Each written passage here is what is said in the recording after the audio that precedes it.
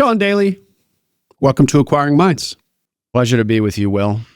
Sean, you come to entrepreneurship through acquisition by way of 0 to 1 entrepreneurship, and you imported a lot of that 0 to 1 style into your approach to buying a business. I'm talking about experimentation. I'm talking about velocity. So let's begin, Sean, with the backstory there. Give us a quick background on your 0 to 1 years and how they led to your desire to buy a business. Yeah, absolutely. So I'm a Miami guy. I was born and raised in Miami, one of the 6 of us, and probably a couple more, but nonetheless, very few from Miami. I went to school in Philly and made my way up to New York. I got into tech right away out of college. I sort of fell in love with tech, and a couple years in, I kind of joked that I sort of wandered onto a rocket ship. There was a company called Glia Technologies. At the time, it was called SailMove. I was the first business development hire there. And, it's typical startup story. And then the company really started to take off. We sold software to the insurance sector, and it actually did quite well. And I was there for four great years, and then I moved down to Miami. Glia went on to be a unicorn and $1 billion plus valuation. And so I really got to see, what it was like to start from ground zero and make something work, and all the chaos that comes with it. And then I moved down to Miami. I started looking at the ETA space, but I ended up joining a venture studio to do 0 to 1 again. And I built a business in the title insurance space, a tech-driven title company called Expetitle. And I didn't end up proceeding with the ETA model at the time because, at that time it was very much traditional search or nothing. I spoke to a lot of people, and I didn't have an MBA. And I don't know if I'd necessarily be good MBA material anyway. And so I ended up doing the venture studio model and growing that business. This was mid-teens now, Sean? Yeah, this is like 2016 to 2018. I looked at it a little bit, but then moved to Miami and started Expetitle. I built that business over a few years. We weren't looking to sell our business. We had just raised venture money 6 months earlier, but we ended up exiting from that. And I joined Real Brokerage to lead their title insurance sector for 2 years, and then left that at the beginning of last year to go into ETA, and I bought a business in July of last year. So a couple follow-ups. You said you then worked at Real Brokerage. So you exited to what is Real Brokerage for people who don't know the consumer real estate world? It's a big name. Tell us about that, or just tell us what it is. Real Brokerage is a tech-powered real estate brokerage. They have 25,000 real estate agents across the U.S. and North America. They bought my business in January 22 to be the dedicated title insurance provider to the business. We were providing at the time title insurance services to 3 states, Florida, Georgia, Texas, and over 2 years we expanded to about 14 states. So it was a wild ride for sure. Great. And so Real Brokerage is a public company? That's correct. So phenomenal. So you built a business from scratch and exited to a publicly traded company. I mean, that is quite a feather in your cap. How was the liquidity event, if I may ask? You're still working, so maybe it wasn't hundreds of millions. No, I mean, listen, it was a successful exit. We worked out for all the parties involved. And, I like to think that I did very, very well by my investors. And, the company is still growing today. We're providing successful roles and people are growing those roles. And I get to sort of follow along with the things that they're doing. And it was satisfying. And looking back, it all worked out for everybody. Great. And congratulations again on that, Sean. And we're, of course, I'm going to ask you why ETA when you're having so much, you seem to be thriving in 0 to 1 land. But just real quick, going back to Glia. So shortly after college, you end up at Glia. So this is in your 20s that you're on this rocket ship. No, I was, I started, I went to a couple of, my first job out of college, I was making 200 phone calls a day for software companies out of a contact center in Philadelphia. And I was very, very good at it. And I ended up flying through the ranks. That was my first job out of college. Did quite well there. And then I was involved with a couple of the software companies. That's really when I fell in love with tech and technology and really like early stage. And then I did some consulting work in New York. And then one of my clients, quote unquote clients, I was just sales consulting. But then I ended up joining with the guys from Glia. So, and you were in your late 20s? By that, I was 28 by then. Okay. Reason I'm asking is because I just happened upon a Twitter thread day or two ago where the author says something to the effect of, if you're an ambitious entrepreneurial type, the best way to spend the first stage of your career is finding a rocket ship in your 20s and being there for 4 or 5 years and watching a business go from low double digits employees to high double digits to into the hundreds and beyond. And you can pack 15 years of career business experience into 3. Sounds like something akin to your Glia experience? I think there's some truth to that. It's sort of like a fast forward in business. There is a running saying in the startup world, which is, if you're offered a seat on a rocket ship, just get on. Yeah. By the way, that's by the reference there is Carol, what's her name? Sandberg at what's Sandberg's name at Facebook? When she asked her mentor if she should join Facebook, that was his response. I think that's where that comes from. Yeah, it's great. Yeah. Great. And quote. I think that there's some truth to that. Sheryl Sandberg. There is some truth to that. I think that you get to see when you work in a high performance environment, you're forced to, and you see a business on fast forward, you see a lot of the things that you are supposed to do correctly, but you also see a lot of things that you shouldn't do and all of the mistakes. And I think that the big difference between the companies that are ultra successful and the ones that are can still be successful, but the ones that grow super fast are the ones that make mistakes, but very, very quickly bounce back, and how quickly they bounce back. And because everybody, I just believe that everybody makes the same mistakes at a certain rate, and everybody follows a similar path, but it's about how quickly you can pick yourself up to keep going.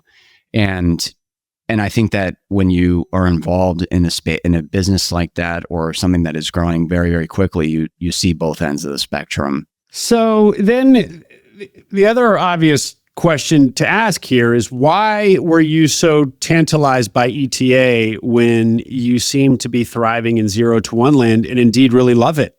You got aboard a rocket ship. You did really well as an SDR, which is cold calling 200 companies a day, mm-hmm. which is kind of the lowest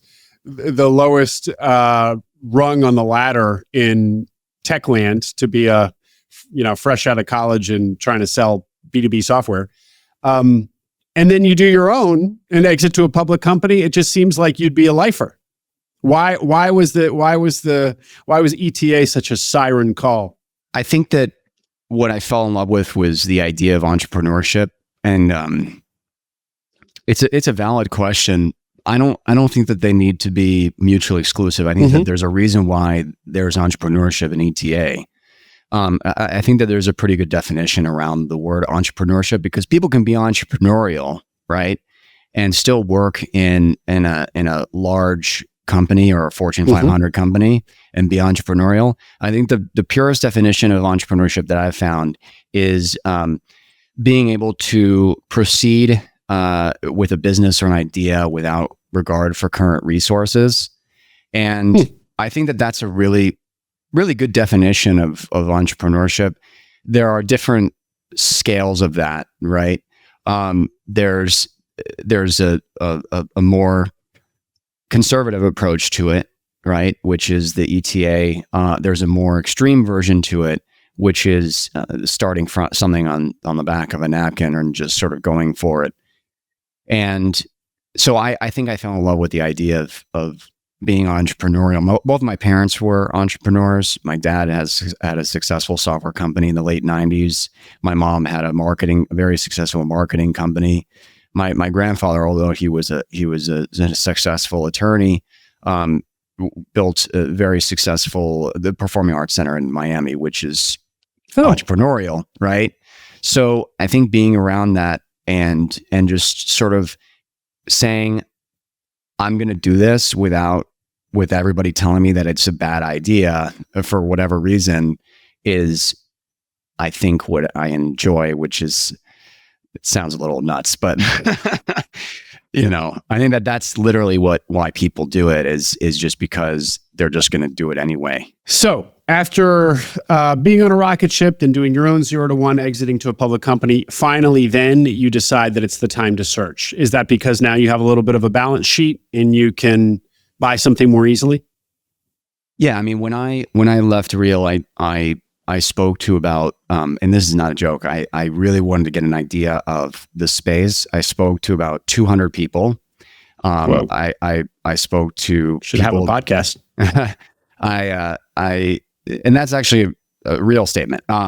And I reached out to people that were doing traditional search. I spoke to people that funded traditional search. I blasted through Search Funder to really understand this space as much as possible. And when I came out, I was like, okay, I'm going to do a traditional search because, I think people are more accepting of the non-traditional MBA.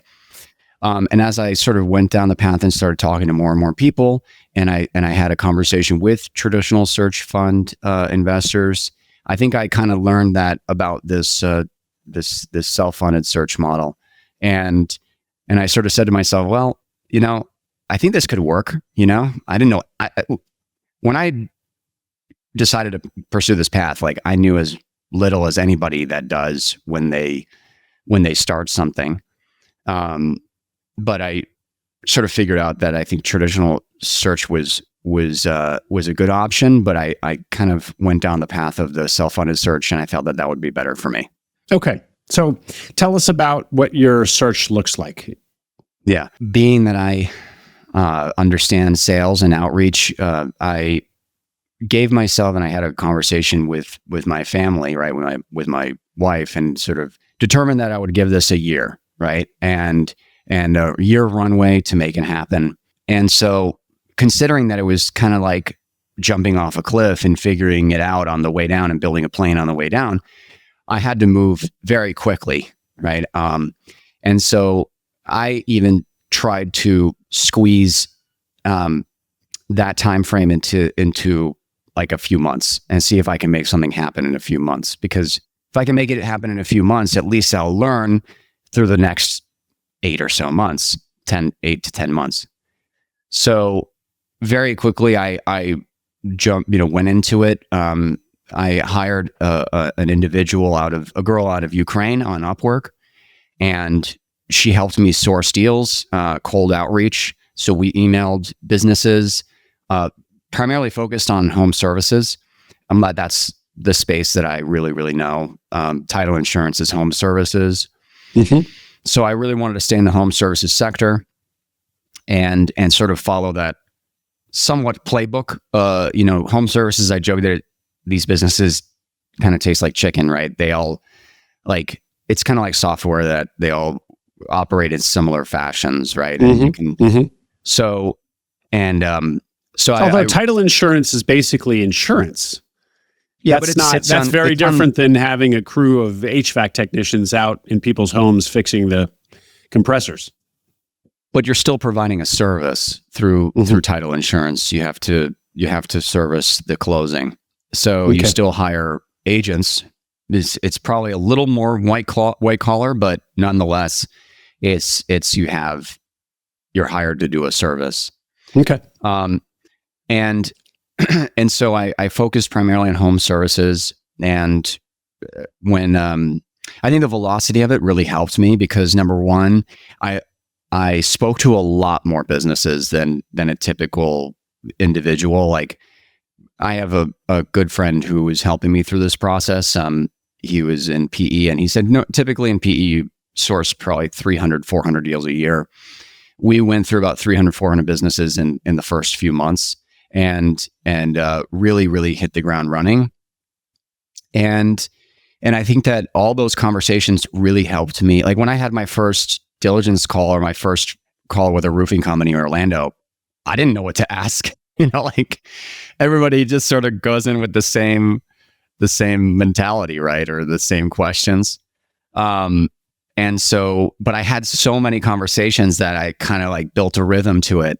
And then I sourced a deal. It was a kitchen cabinet. And wait, Sean, let me stop you here. Go ahead. Let's dig into this a little bit. So when you say you sourced 400 deals, which is more in a few months, which is more than a PE firm will do in a year, I mean, what do you mean by source them? Just like emails sent to a business, or actual responses, or phone calls? What's your? How many? Yeah. Let's put it this way: how many businesses did you actually attempt to contact, and then how many calls did you actually have? What was that ratio? Oh, I sourced thousands of deals. Like we contacted thousands of businesses. One of the conversations that I had when I was going into this space is that I thought was very wise from a searcher. He was an active searcher, and he said that there are 3 levers. The first one is the location of the business. The second one is the size of the business, and then the third is the industry. And you have to pick 2 in order to be successful, right? And so I was pretty flexible on even on the location at a certain point because I've managed remote teams, so I felt like I could manage it remotely. So that just allowed me to look at a lot more businesses because of the size, and I just opened up the 3 levers rather than just 2.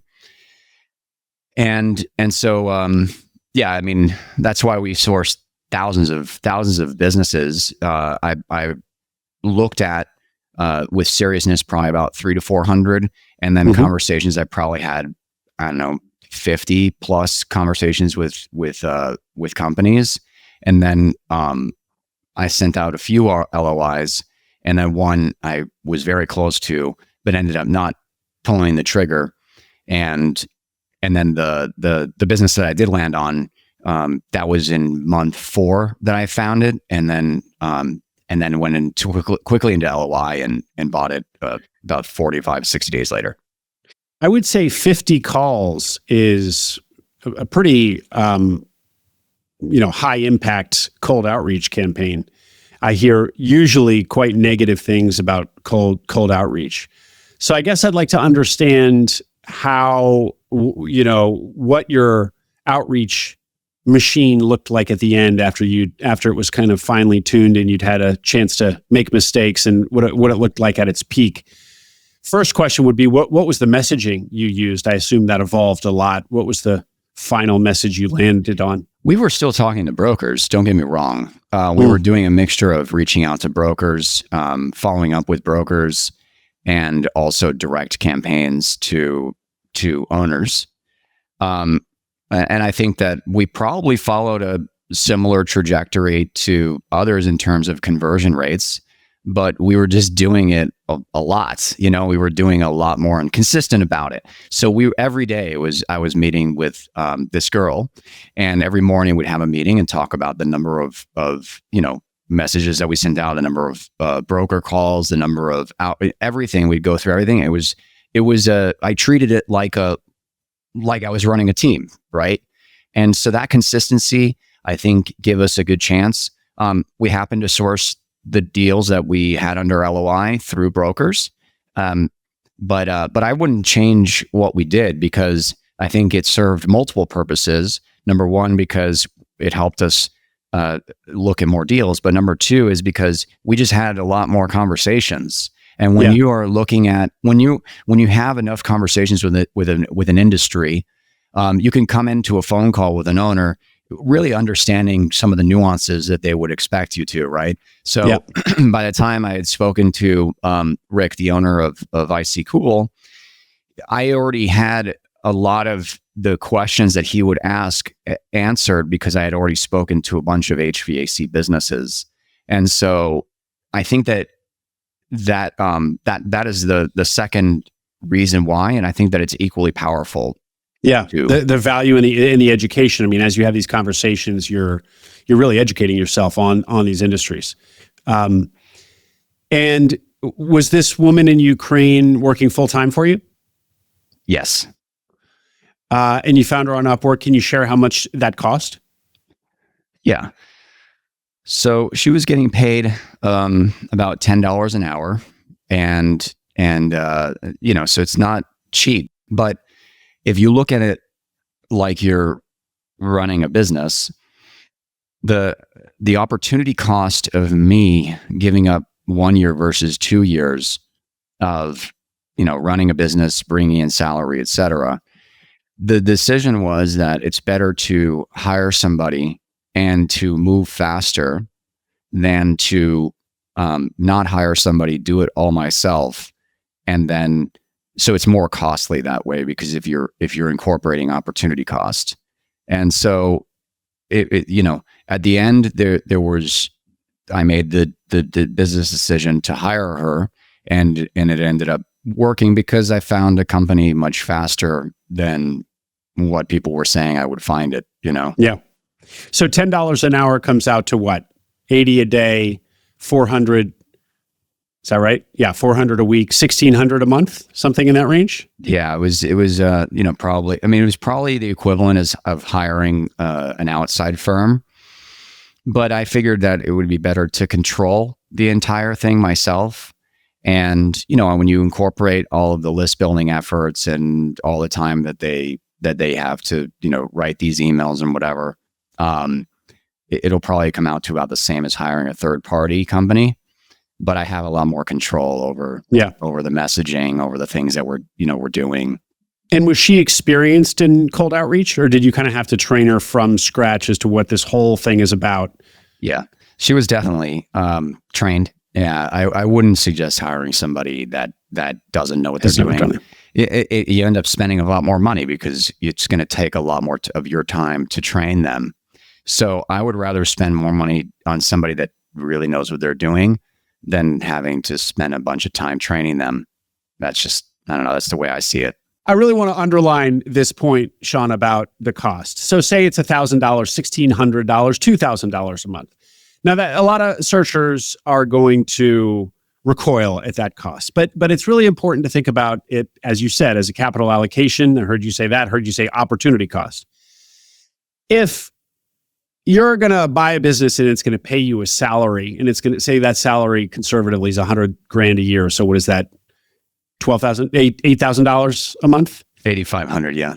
$8,500 a month. So, for every month that goes by without a business, you are effectively losing. The opportunity cost there is $8,500 a month.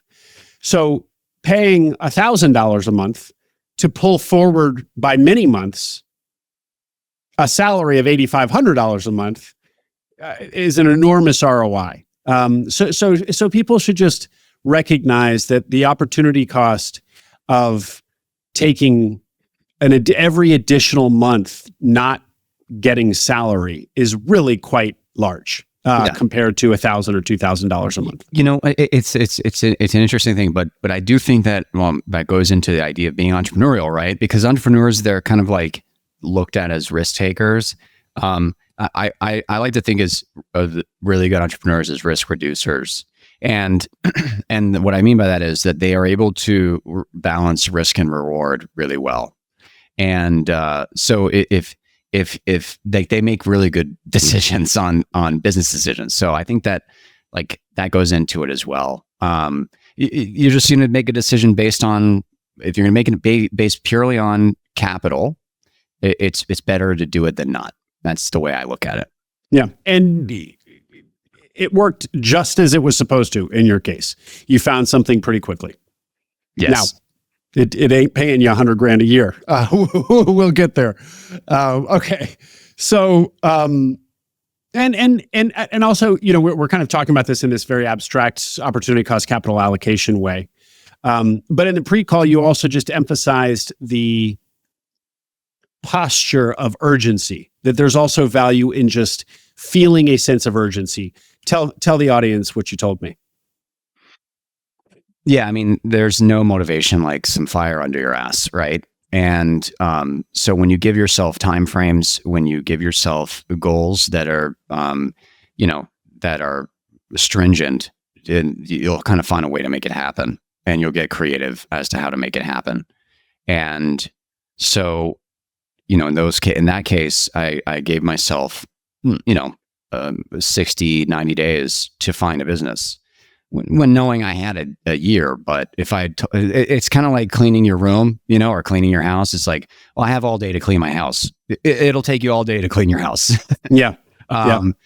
In this case, if you tell yourself I have an hour, like, you'll get it done in an hour. So I told myself I have a couple months, and lo and behold, I did find something in a couple months, and I guess a few months, but in the scheme of things, it was faster than others may have experienced or may experience. Great, John. Okay. You were about to tell us about a deal that you found, which was not the one you bought. Let's, I guess, hear about that briefly, but then let's get to the business you did buy. Right. So I found a kitchen cabinet and installation business, and they install kitchen cabinets and countertops. I liked the business. They really didn't have any inventory, which was cool, and they had solid margins. There were some risks on it that were like, they got most of their business off of Google Ads, which is probably not a risk that people take too much into consideration, but it is a risk, right? Because if you have concentration, it's almost like concentration with your customers. Well, if you're concentrated a lot through Google, that's a risk too. Didn't love that, but nonetheless, it was a flag to look at. But we got to the LOI and we started really looking into the business. But there was something about the dynamic of the founders that I didn't like. That I could just feel like they were trying to sell the business because they were trying to get rid of each other, and that was not really a business that I wanted to walk into. And we decided to walk away from that one. And it was a much more sizable deal. That business was probably doing about 10 million in revenue. They had about $1.5 million in EBITDA. So it was a much more sizable deal. The multiple was reasonable. Mm-hmm. Everything looked good. They had some things but that dynamic to me was not something that I wanted to be around and wanted to walk into, and that was it. Decided to move on. So you must have liked the seller of the deal that you did find. Tell us about it. I think it was about 2 weeks later. I set up a meeting in Coral Springs, Florida, which is about 45 minutes north of Miami, with a small HVAC business. I wasn't necessarily looking at a lot of HVAC business, although I had seen several of them. They seemed to fall off the market pretty quickly. And I got there in the morning, and I met the broker, nice guy, met the founder, and I sort of hit it off with him. He is from the Dominican Republic, and my wife is from the Dominican Republic. The way we talked about family values, and just the general way that he ran his business, I got good vibes from. And then I think from that, he liked me and I liked him, and that was a good sign. And then I went into LOI the next day. It was sort of like, okay, let's see what this is all about. Started looking at the books, and the books looked solid enough. There was definitely a lot of room for improvement in terms of technology. I would say all of this to Rick personally. So he still works with us today, and they were still using punch cards, to clock in and clock out, and literal punch cards. So I was like, okay, we can get rid of that. We can get rid of this. We can get rid of that, and we can save on costs. The sort of thing we love to see. This is a fax machine, essentially. Exactly, and they would literally write all of their jobs on a whiteboard. And I was like, well, what happens if there's a job next Tuesday? You can't see it. So I think from a technology perspective, I felt like I could come in and really make a difference. I think that a lot of people as a CEO, when they come in, they kind of look at themselves as a head of finance. I said I could probably come in and look at myself like a head of sales, right? There was no dedicated sales team. I could build a sales team. There was no sales and marketing. I could implement a sales and marketing program. I felt that there was enough net income to be able to do so. And so I said, with those dynamics, it's much smaller than I would have liked, because I would have liked to see a lot more meat on the bone. But there was 27 years of history. Really like the founder, and all those things. Can you give us some numbers around the business? The company was doing about, on average, over the last 3 years, they were doing about 1.5 million in revenue, and about close to, I'd say, almost 200,000 in net income, SDE, whatever you want to call it, I guess, but net income, because I wasn't going to make a whole lot of changes to back office, and I did, but at the time I wasn't. And so, and employees, yeah, they had about 9 employees, and then they had an office location and 5 trucks, and then, it was a pretty straightforward business, and they had customers that kept coming back. In 27 years old. Yeah, 27 years old, and thousands of customers that kept coming back. And so, but you could just tell that they didn't really pay much attention to their online presence. I mean, I knew that they had good projects, and that because customers kept coming back, but their Google rating was a 4.3. I was like, okay, well, I can get that up. So there were just things that I felt like, from my experience and also from a sales perspective, I was like, all right, this is how we're gonna do it, right? So I felt like I had a pretty good plan. Yeah. And so are all those levers that you saw to pull this, that you could just go in and start executing, is that what gave you the comfort you needed to buy such a small business, small from the perspective of SDE? 200,000 ain't much. I heard you talk about building a sales team, and that you would take the profits of the business to do that. Feels like 200. That feels low to be able to build a whole sales team, but I don't know what it costs to build a sales team. Also, you got to get paid, or do you? So walk us through how you reconciled this small SDE number. I have a lot of experience with offshoring. At Expetile, we offshored a lot of stuff. So I felt like I could build a really lean sales team in Latin America, and we did. So day one, we ended up, it took about 30 days, but the plan was implement a new system, which we did, new back office system to be able to manage all of our, get off the whiteboard, get off the punch cards, move to so we did that, and in about a week and a half, we went to a new system. So we moved very quickly on it. That ended up being more successful than I thought it would be, although, those things are always painful, right? But it was moved faster than I thought it would. Sean, I just want to make sure, I want to understand your psychology before you've done all this stuff. As you're contemplating buying this business, 200 SDE is really low. And so I want to get your thinking before you're actually in the business as to why buying such a small business, how it makes sense. Right. Because your other opportunity was $1.5 million. Yeah. Well, I looked at it a couple of ways. This for me looked a lot like, even though it's 27 years old, it looked like a lot like a startup, right? Where I can come in and implement changes in order to modernize the business. So I looked at it kind of like a startup, and that I had a real head start with. So I feel very comfortable, in environments that are chaotic, and I've been in a lot of them.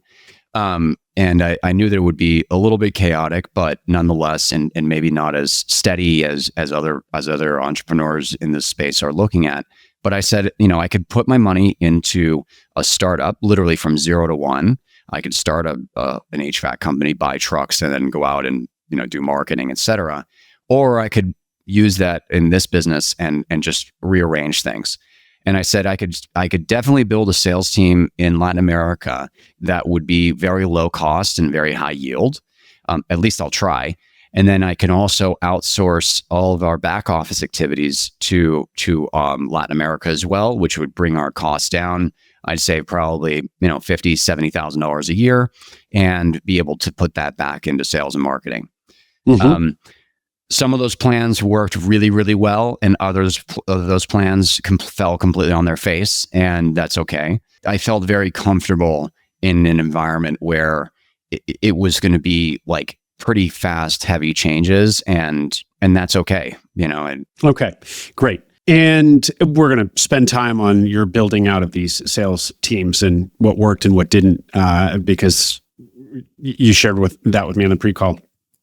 But before we move into sort of your ownership and operations, Sean, can you tell us what you bought the business for, how you structured the deal, and this question of did you expect to pay yourself, or were you able to not have to do that? You had this exit, are you basically able to reinvest all of those earnings back into the business? So terms of the deal first. I bought the business for $700,000. I put $630 in cash. I bought it, and a $70,000 seller note.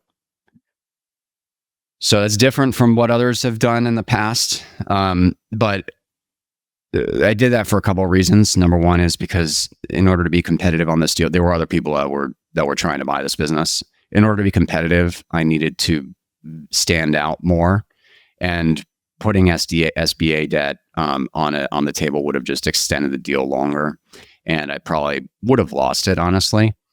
And so I decided to go just cash deal. That was the strongest offer in terms of speed to get it done, which is what he wanted. He had a couple of deals fall through because of SBA, and he says, I'm not interested in doing SBA anymore, and just sort of proceeded with beyond the fact that we got along well, mm-hmm. I think I did have a competitive deal, so I beat out the others. Mm-hmm. Sean, I wonder, the episode that will have aired just before yours with Jonathan Bornagle, I interviewed him a couple of days ago, bought a business in the Dominican Republic. Actually, he's Dominican, nice. And bought one in the DR, home in Santo Domingo. And it was really a growth equity story. So he didn't put any debt on the business. It was all equity. But then it was really his imperative to grow it. And so I wonder if and we talk about how a growth equity deal is the way you think about it is really different. You're taking more of a teenage business into adulthood, as opposed to often many of the types of businesses that we talk about here are already adult businesses. And in those types of businesses, you can put debt on because they're safer, their cash flows are safer. And so you can leverage them, still grow them, but there isn't quite the mandate to grow. And again, as you put the deal together, as you kind of engineer the deal, you can use debt, not just debt and equity. But in your case, Sean, it's similar. You didn't use any debt. Now, you said you didn't use any debt, partly to make maybe primarily to make your offer competitive. your seller had basically explicitly said no SBA, so kind of you didn't have a choice. But the way it shakes out starts to echo Jonathan's situation where you're buying, and what I heard you also just say is you really saw this as a startup. So it's almost like you were thinking all in terms of equity. No debt. You're not going to try to pay down a loan here. You're thinking about this as putting in equity after equity after equity, but the mandate to grow there is going to be much stronger as well. You need to grow out of that 200,000 quick. Yeah. So your return, the return on equity is the case. If you put debt on a business, your return on equity is because you have put out very little cash on the business, right? And then the return on equity on a business where you don't have any debt, is through growth, right? So I know I have to grow the business. I plan on growing the business, and I'll do that through more acquisitions. And I can do that also organically. So, trial and error. It may take a little longer because, than a typical startup, but that's okay. I don't have a lot of investors right now. I mean, it's just me. It's my business. So, I'd like for it to grow 400% year over year, like we were doing at Expetitle, but it may take a little longer, and that's okay. I'm also looking at this like a long-term thing, and I think that's a critical piece. I'd like to be in this business for some time and just continue to grow it and grow it successfully. And I'm sure that I'll make the money that I need to make over a period of time. But 100%, like it's going to be through growth. Fantastic. Okay, Sean, thank you for all of that. Anything more to say about the deal itself, or can we turn our attention to now all the things that you've experimented with as a good 0 to 1 entrepreneur inside this business? No, I think that's a good turning point. Perfect. Let's hear. Why don't you give us a quick list of the things that you did? You said to me that perhaps it was a little overzealous. So tell us kind of bullet points of what you did, and then reflect on, would you move as quickly, as ambitiously if you had it to do over? I don't think I would change anything, because I think that if you make mistakes along the way, it's okay as long as you're learning from them. Yep.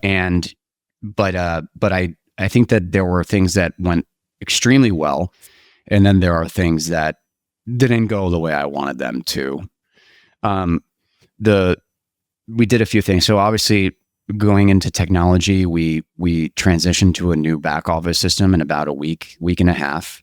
That was overzealous, but in a good way. It was painful for, I'd say, about a month, transitioning clients and stuff. And I got this invoice, and I got 2 invoices or whatever. But handling a little bit of chaos, a little bit of messiness, and then about 30 days later, it was fine. I think it's better than trying to transition over a year, but that went very well. We began to offshore our back office activities. We took permitting offshore. We took HR offshore, and we tried to take incoming calls offshore as well. And I built a team in Nicaragua, and so I have a full team in Nicaragua of handful of people out there, and they're doing a fantastic job, right? And that went very, very well, except the inbound calls. And so permitting, fantastic. HR, great. All those things went well. I think what I learned is that when you're dealing with a nuanced industry and they're calling in, they're going to have questions, and you want to make sure that you have somebody that knows how to answer those questions. Otherwise, there's this phone tag between the technical lead and the person answering the phones. So we ended up bringing that person back, and she's great. She's fantastic, but that was also a learning lesson. And then we built a sales team. So I hired 4 people in Nicaragua to handle sales. One was purely in charge of estimations and signing service agreements, which the company had no service agreements when I started, and then also handling estimations. And the bet was that if we hire somebody in Nicaragua, we'll be able to close more business because we have somebody fully focused on it. And the answer was definitely yes. We I saw that in about a week. We closed a $4,000 change out that we definitely would not have gotten if it weren't for somebody being fully focused on it and doing all the follow-up, et cetera. Now, this person didn't have any experience in HVAC. Neither did I, but we figured it out. and so we started closing more estimates. And now, I think that was a big success. We hired 2 other people that were going to do cold outreach. They were going to call homes and businesses and try to sign service agreements over the phone. We started doing over 100 phone calls per day, building lists, and we looked very heavily at our numbers in terms of what we're spending for outreach and for ROAS, our return on ad spend target, which we try to target well over 300%. And cost per lead, which we try to get, under $100. But the ROAS targets that we were seeing on some of our online marketing was way, way lower than what it was for our outbound efforts. And I basically had to shut the whole thing down after about 45 days because our cost per lead was over $1,000, which was it's not going to work. And then some of our other marketing was producing our expected return. So, again, there are things that work and there are things that don't work. And I think that, in those cases, the things that did work, I believe are outweighing the things that don't much stronger. Bunch of follow-ups here, Sean. First of all, it's one thing for you to be comfortable in chaos and experimentation, but one of the perils of this path, entrepreneurship through acquisition, is that you have to blend your appetites with those of the team that you inherit. It sounds like you said there was chaos for a week and a half with the new tech, but that it settled out by a month after the changes. Anything to say about your team absorbing this chaos, about your team absorbing these changes? Because part of the reason the conventional wisdom in this space is to go slow with changes is because there's all these other people that are involved, and it just often will blow up on you if you kind of try to cram it down. I think it's all about how you handle it. At the end of the day, you're coming in because the seller sold their business and now you own it. And you're going to run your business the way that you feel is best. Will there be some people that might fall through? Sure. That's okay. But I think that if you're handling it the right way is what's important. What I mean by that, I'll give you an example. So when we transitioned after a week, I think it was,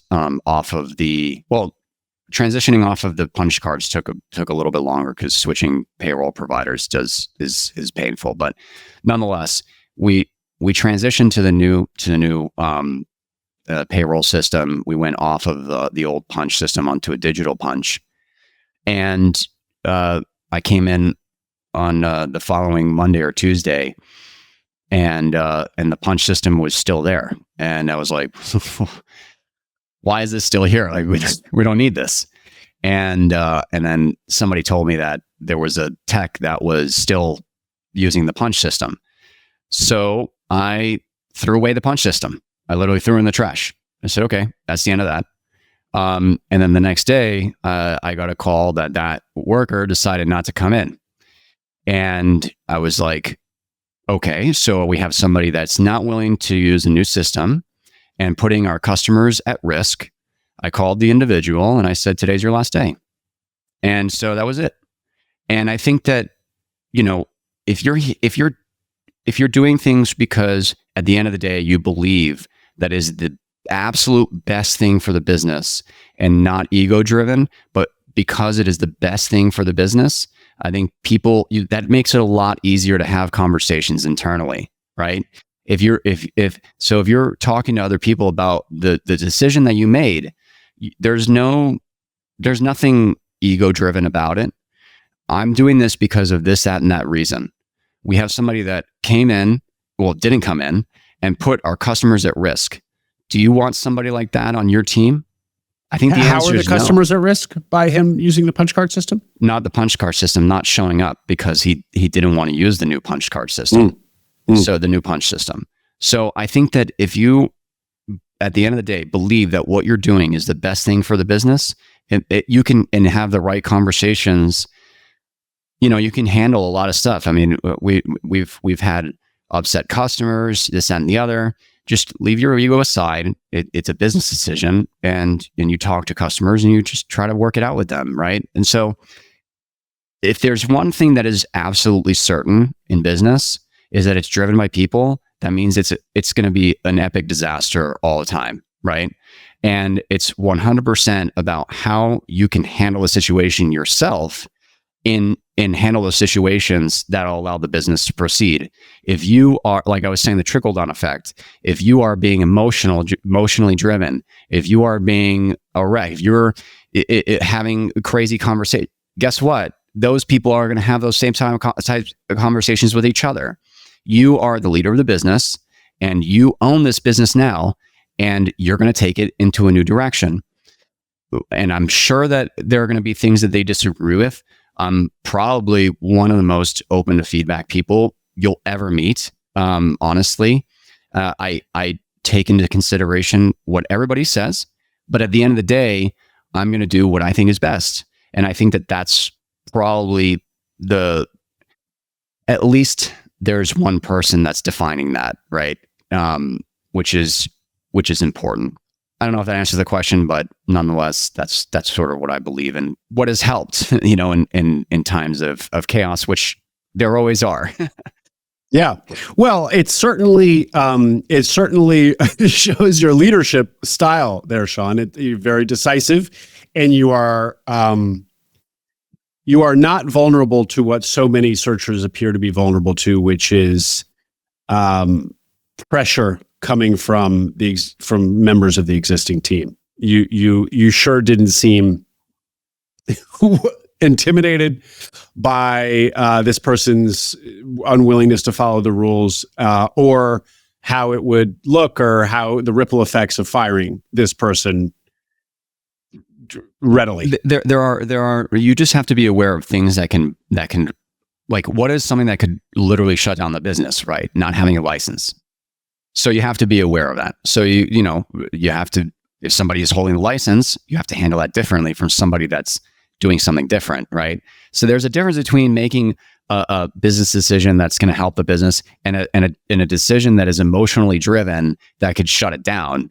There are different ways to handle things in every day that come up, but you just have to sort of, there may be a backfire on it. I don't know. Yeah. 3 people could have walked out the door, but they didn't, because, at least I like to think, because they probably deep down knew that it was the right decision too. And by the way, that wasn't the only one. We had another person that one of our techs called me and said, "Hey, we're having a problem with this guy." That was his last day. Right. So like, what was the problem? I mean, how bad was it that you could be so decisive? I don't want to go into it too much. Honestly, he's a good person, right? And at the end of the day, it just wasn't the right fit. But we've the way that you have a better chance of just letting things linger, and I think it's just worse, is by not being decisive. And if you're going to be decisive, just do it. And if there's fallout from it, then you're just going to have to handle it and learn from it. So like, and I'm sure that there was some questions around the technology that we implemented, the back office system, but we just did it. Well, Sean, the other thing that I think that people might react to, depending on whether or not they have management experience. And of course, a lot of searchers do not have management experience. This is, and that's one of the kind of ballsy things about search. It's like, I'm not only going to buy somebody else's business, I'm going to manage a team of people. And I may never have managed anybody in my life. Your management chops or whatever, your leadership experience, your comfort with this is something that a lot of, I assume, comes from experience, probably also personality, but it's something that other people won't have. So one of the challenges of this path for many searchers is learning how to fire people for the first time, for example, learning how to be a leader, and indeed learning how to be a leader. And many searchers have not been a leader, and kind of, characteristic number one of leadership is being decisive, particularly in the face of hard decisions. And you seem right at home there. So, yeah, I mean, I think that it takes a while to learn about this stuff, and I'm not saying that I'm the best leader by any means necessary, but I definitely have scar tissue, right? And I've gotten burned, and I understand what it's like to be on the other side too, right? I would rather, if I were sitting on the other side, I'd just rather a bullet to the head. Don't give me a to the chest. So so I think that you learn this stuff over time, and I think for the searchers out there, you're definitely going to learn it one way or another. Yeah. It's a fun experience. I honestly, and I don't know, we don't need to get too heady, but I honestly just love business, and I think that the challenge every single day of making mistakes, and I've gotten to the point where I literally I'll mess something up and it's just okay, I bounce back, and because it's all about how quickly you bounce back. And facing the challenge of every single day is what makes the whole process exciting. And and as an exited founder that has sort of reached, quote unquote, I guess the promised land, and it really is the journey, it really is the journey that is the destination. So enjoy the process, learn, and that's it, Great thoughts, Sean. Okay, still a little bit to go here, so I want to move us along. Couple more things on everything all the operational changes you made. Sounds like you offshored pretty much everything you could. Obviously, except technicians in the field. Do I have that right? It sounded like every central function has been offshored, except front desk.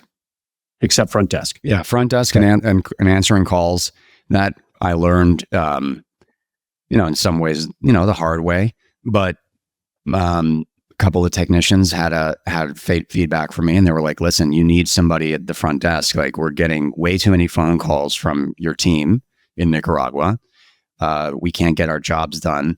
And so, and so let's double click on that. You touched on Sure. it earlier. So you had the front desk be in Nicaragua. They were getting these technical calls about something not working, whatever consumer homeowner has, their air conditioning isn't working. And so those people in Nicaragua were not equipped to troubleshoot over the phone and to identify the problem. So they'd call the techs, relay the information, techs would call them back, then they'd call the home back. So this daisy chain didn't work. Right? Am I getting it right? That's right. What I learned is that in sales and marketing, you can know enough in order to be able to sell.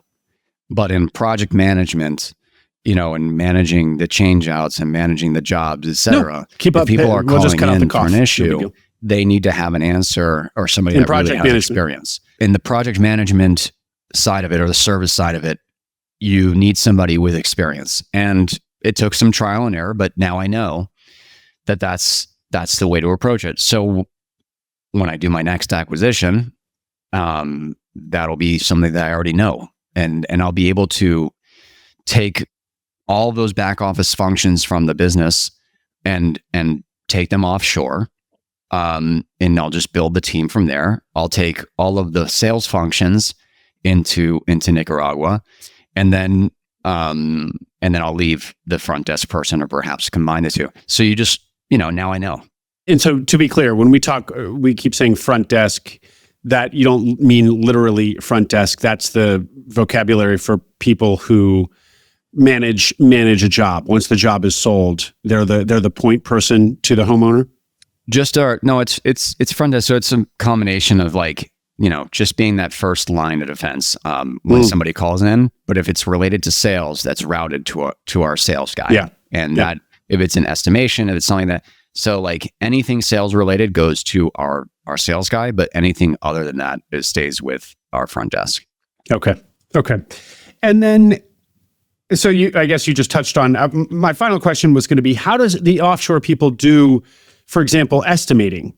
And you've said sales, and I was going to ask sales too. You've said that basically to sell, you don't need tons of expertise. So that can be done in an offshore capacity.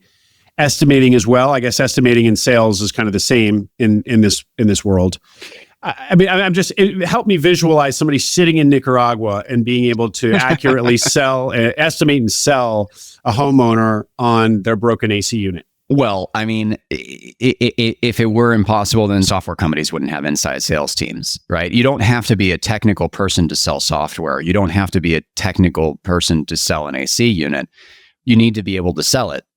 And you need to have enough knowledge to be able to sell it. So do you need to know what an air handler is? Yeah. Do you need to know if it's variable speed versus two-stage or whatever? Absolutely. Do you need to know the ins and outs of how they work? No, because at the end of the day, you templatize these things. We built a calculator, we built a price sheet. So basically we calculate all the costs that go into it, which are provided by the technical person that goes out to view the property and to help us estimate, labor, et cetera. We put that into our calculator. We run it through the sheet. We spit out our margin and we price it out. And then, in sales, knowing the product is probably not even as much as important as follow-up and like the how you handle your follow-up. So we've gotten phone calls from our suppliers saying like, I can't believe you have somebody that doesn't know these things. But I tell them like, well, first of all, you need to handle it because that's who your contact is. But number two, like I didn't say this to them, but I guarantee you that person would be better at selling than you are, even though you know the product better, because they are so much better at follow-up than you. And so when you're selling, you need to know the product, but you need to get that person comfortable that you're the person for the job. And I think that we are standing out, in front of a lot of these deals because we get people comfortable with that. And I think that that's important, more important probably than knowing every nuance. Okay. And sorry, just so you have somebody you have somebody in the field who goes to the homeowners. Yeah. And then it goes back and then they collect information and it goes back to Nicaragua. Yeah. It's like, okay, this is in an attic. We need this, we need the other. It's going to take extra long because it's in an attic or because it's going to be outside. We need a concrete slab. We need these materials, et cetera. We price that out. We put it through our sheet. And then once we have that information, we follow up on it, right? We get our suppliers to send us our prices. We put it through the sheet, and then it's just a matter of selling it. Okay. All right. So there is somebody at the house, the technician. The technician feeds all of the information about the situation to the salesperson. Salesperson takes it from there. Because the chances of you selling something like on site probably not going to happen nowadays. They're going to shop it, right? I mean, I don't know, maybe other people have the secret to success, but I don't really see it happening like that. So who's going to manage all of that follow-up? You need somebody, well, in our case, at least, we need somebody that's focused on that. So we're going to start wrapping up here, Sean, but just to go back a little bit to the marketing that you mentioned. So you are really approaching this from a sales and marketing perspective. And on the marketing, you, of course, sales teams that we've already been spending a lot of time on, offshore sales, also getting leads from Google. So where did all of these channels shake out? What works, what doesn't? What's your cost per lead now? How have you improved how have you basically added new lead flow to this business? Net it out for us. So it is very challenging because, as you mentioned, we don't have as much net income. So we have to be very selective, right? If you're working if you have a startup and a VC dumps a couple $1 million into your bank account, you can test a lot of different channels.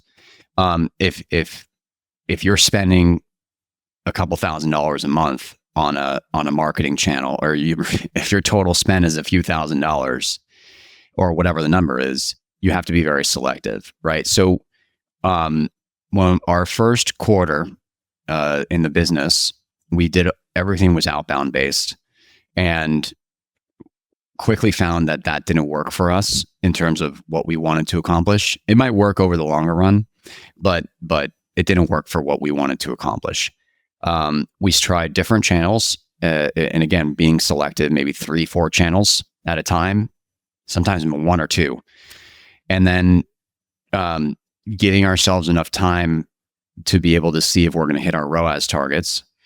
On some of them we have, but with caveats, like we have to do this, that, and the other. Like we have to close this amount. We have to do this amount in order to be able to sustain our ROAS targets, which, a running number is about 300%, right? That should be it. That should do it. And so if that's the case, we do have some things, but we have caveats associated to that. And then the question is, honestly, sometimes you just sort of have to balance that with intuition, which is like, are we spending enough on this channel too, in order to give it the chance it deserves? And so there are things that you have to kind of weigh. I think that we've got a few channels that are working well for us, and we'll continue to go down those paths. But at the same time, I'm kind of kicking myself because I'm like, we could be doing so much more, right? And if everybody feels this, you could do so much more if you just had a little bit more money, and it doesn't change at any size. But yeah, I think that in terms of the things that we're doing, what I'm most proud of is that we're learning very fast, and there are channels that are working for us. But I know that there's a lot more out there that we could be doing in order to be doing better, and we'll eventually get there too, right? So that's what we're looking forward to. Okay, and how long have you been in the business now? And can you put any numbers to where things are today versus when you bought it? The business is on track to grow 30% over the next 6 months, and then I'd like to see that grow significantly more over 2025. Our net income has considered all the things that we've done and all the mistakes we've made, has actually stayed steady. So I'd like to see that number increase as well. Make no mistake, every business is incredibly challenging, and there are challenges in this business that I had never really seen before. Every business and every industry has their challenges. I'm sure you've heard about cash flow challenges. There's definitely an issue in this industry. Having the right team, definitely an issue. So I think that over the next, for me, I'm totally okay not growing 400% year over year unsustainably, right? In order to be able to make sure we have the right foundation in the direction in which we're going in, because I know over the long run, it's going to make that much more of a difference. Mm-hmm. So I feel very good about where we're going. Every day is incredibly challenging, and it's exciting. It's fun. I have no idea where the train is going. I have a general idea, but that's part of the fun. Well, I love that, Sean. I feel like I'm hearing a story of somebody who, you have a giant bias toward action, toward moving fast and breaking things. Forgive me to use the Zuckerberg-ism. But at the same time, you also have kind of an investor mindset where this is a long-term play for you. You're building the foundation now. You're laying the foundation. You're not breathlessly trying to grow just absolutely as fast as possible to be able to brag about some short-term, grew it by X and Y number of months or years. So in some sense, I feel like it's the healthiest of both. The healthiest, you're a la carte picking the best of startup land, which is experimentation, learn quickly, iterate.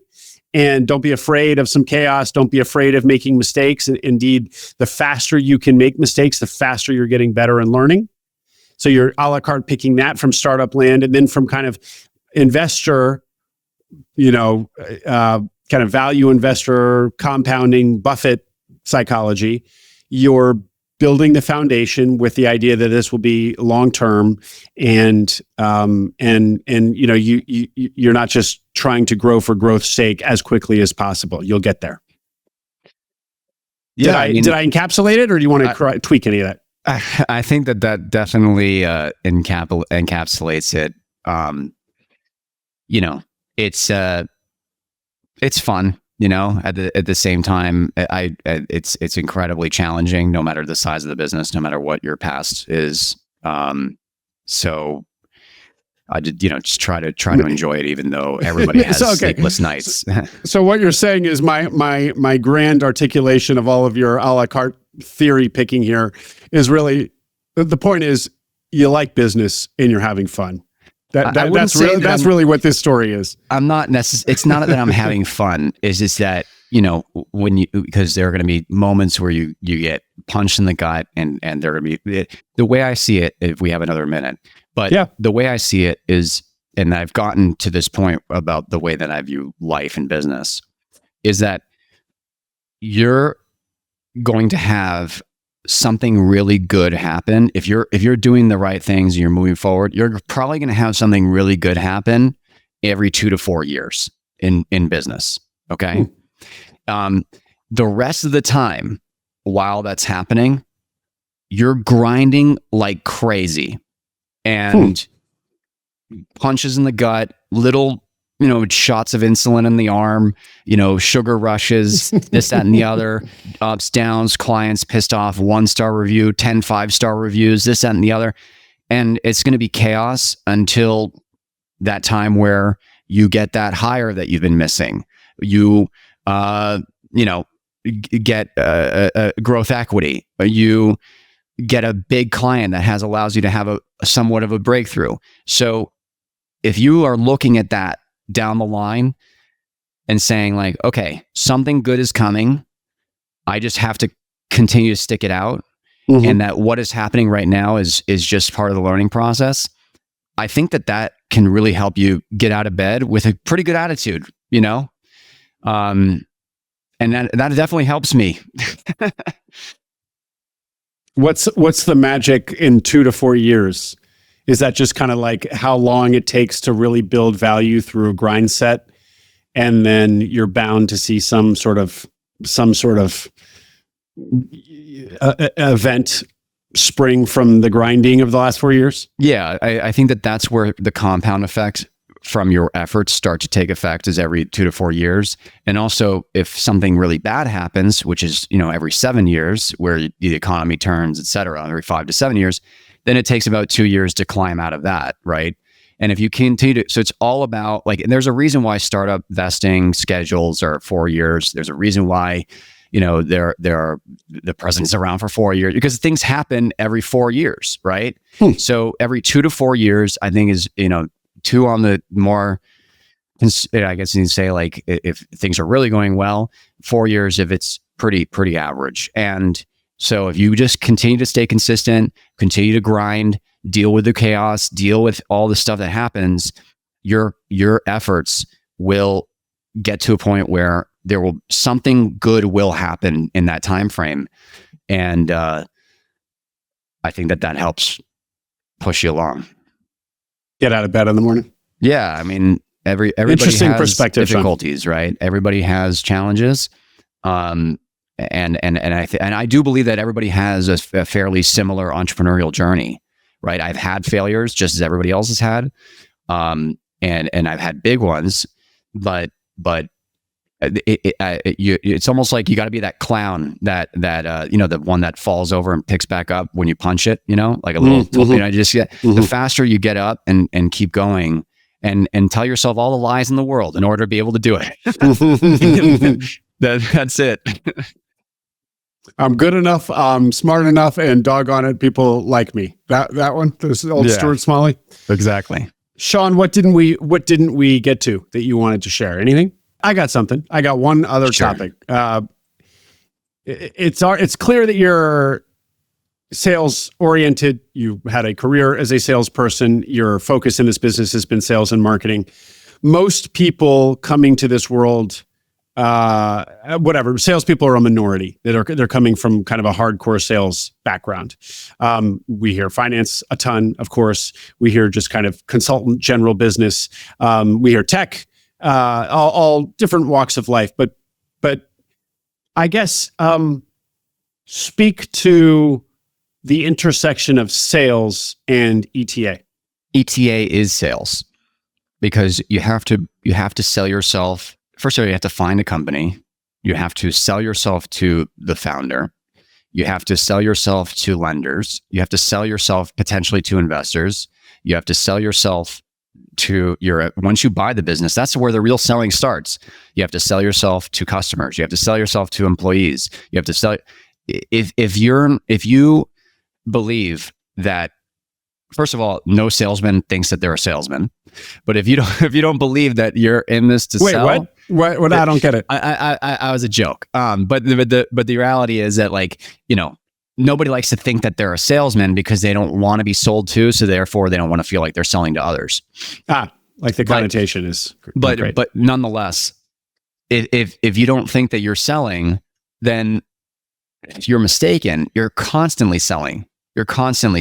And if you want to grow the business, you're going to have to sell more stuff to your clients. You're going to have to sell your business more for more employees that you hire. And so ETA is sales. It's literally what it is.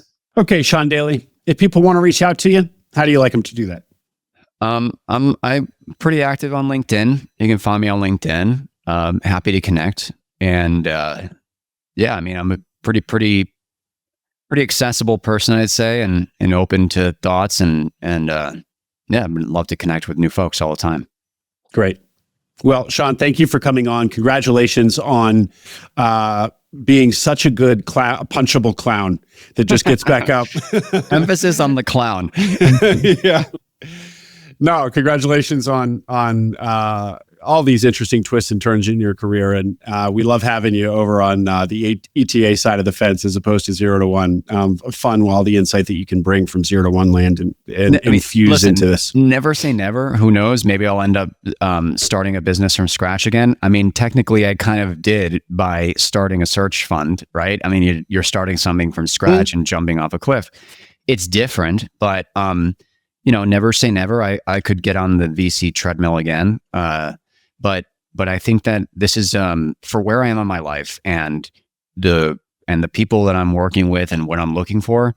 I think that and the people that I'm working with especially, it's a great place. So I'm happy to help others. Help them attain their goals, and hopefully this podcast provided a little bit of thoughts that they can take away from as well.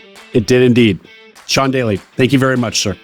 I hope you enjoyed that interview with Sean Daly. If you want more Sean, if you have a question for him, come to the live Q&A that we're doing with him by Zoom on Tuesday, March 18th. Sean will come just to answer your questions, direct questions from you, the listeners of his Acquiring Minds interview. Register for that at the link in today's show notes or in the YouTube notes if you're watching on YouTube, or at acquiringminds.co. Come to Sean's live Q&A on Tuesday, March 18th. Register for that at the link in today's show notes, in the YouTube notes, or at acquiringminds.co. See you there.